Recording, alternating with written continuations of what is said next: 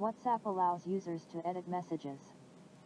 WhatsApp Messenger is a popular cross-platform messaging application that allows users to communicate with each other through text, voice, and video calls, as well as share files and multimedia content. With more than 2 billion active users worldwide, WhatsApp has become an essential tool for personal and professional communication. WhatsApp has added a new feature whereby users can edit sent messages within 15 minutes after sending them, according to the company's official blog. The feature will give users more control over their correspondence, the company believes. Now, interlocutors will be able to correct a typo in the text or add to their message after it has been sent. To make corrections, the user needs to press the desired message until a window with the function Edit appears. When the other party changes the message, the other party will see a modified note. However, it is not possible to see the history of corrections. The function is not yet available to everyone, but it soon will be, the company said. China resolutely opposes Japan's semiconductor export restrictions. China resolutely opposes Japan's export restrictions on 23 types of semiconductor manufacturing equipment, which is an abuse of export control measures, a spokesperson for China's Ministry of Commerce said on Tuesday. Such measures have gravely deviated from free trade and international trade rules, the spokesperson said.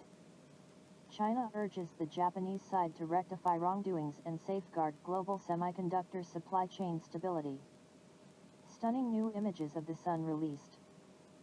The latest images of the hot ball of plasma that serves as the center of the solar system have offered an exciting look into the sun's photosphere, the sun's surface, as well as a close-up look at a variety of sunspots. 8 new images taken by the National Science Foundation's, NSF, Daniel K. Inouye Solar Telescope, TKIST, were recently unveiled, giving audiences quite the breathtaking view of our universe's center. The newly released images show the movement of the sun's plasma, details of its sunspot regions, as well as its convective cells.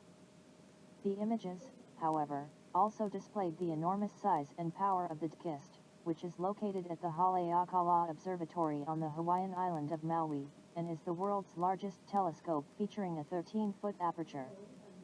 Astronomers still aren't sure, exactly, of what creates a sunspot. But the telescope's ability to capture images of the sun in stark detail will help scientists better understand the sun's magnetic field and other causes of solar storms, which are created during explosive events by sunspots. The sunspots which had their images captured vary in size, however many of them are the size of Earth, if not larger. Sunspots, which are responsible for creating explosive events like solar flares, are the dark and cool areas of the sun's surface and affect its heliosphere, which has the highest chance of affecting planet Earth. The TKIST will continue to collect data on the sun and its activity, as the images recently released were taken during its operations commissioning phase, OCP, a learning and transitioning period. The Haleakala Observatory runs at its fullest capacity. The continuation of the project is good news too, as sunspot activity is based on an 11-year cycle, when the sun's poles swap places. The sun's most recent cycle began in 2019, and its activity will reach its peak in 2025. Fossils of prehistoric sea monster discovered near world's highest peak. Chinese scientists have discovered fossils of the Himalayas taurus, a prehistoric deep-sea predator, approximately 4,000 meters above sea level in southwest China's Zhejiang Autonomous Region.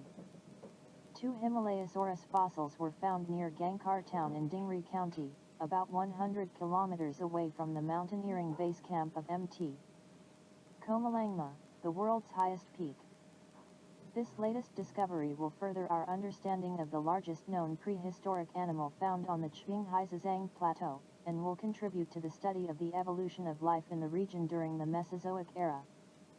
The Himalayas taurus is an extinct reptile that dominated the sea 210 million years ago, long before dinosaurs ruled on land. With a long mouth, sharp teeth, and a body more than 10 meters long, these giant reptiles were fast swimmers and mainly fed on fish and invertebrates. Chinese researchers first found fossils of the species in the 1960s during an investigation in the Mt. Comalangma area, which rose from the deep sea due to a collision of tectonic plates. The most recent discovery was made earlier this year by an expedition team consisting of scientists from the Institute of Vertebrate Paleontology and Paleoanthropology, IVPP, under the Chinese Academy of Sciences. The fossils contain well-preserved vertebrae and ribs, which were rare in previous finds, said Wang Wei, an associate research fellow at the institute. The cross-sections of the recently discovered vertebrae are about the size of a baseball cap, Wang said. How did the Himalayas torus get so big? What kind of habits did it have? Which part of the globe was it most closely related to during its time? These questions will be the focus of our research, Wang said. Researchers plan to strip the fossilized Himalayasaurus from the surrounding rocks, and examine the fossils in detail using microscopes and computed tomography scans. The Qinghai Plateau is like a huge laboratory for the observation of the evolution of life, and our goal is to reconstruct as completely as possible the history of life on the plateau over the past 200 million years, said Deng Tao, head of the institute. Early scientific research on the Qinghai Plateau has accumulated a large quantity of basic scientific data and filled in the blanks of paleontological knowledge, Deng said. In the last decade, a series of new discoveries on the plateau is helping paleontologists comprehensively examine the important role the plateau played in influencing the evolution of biodiversity in the Cenozoic era.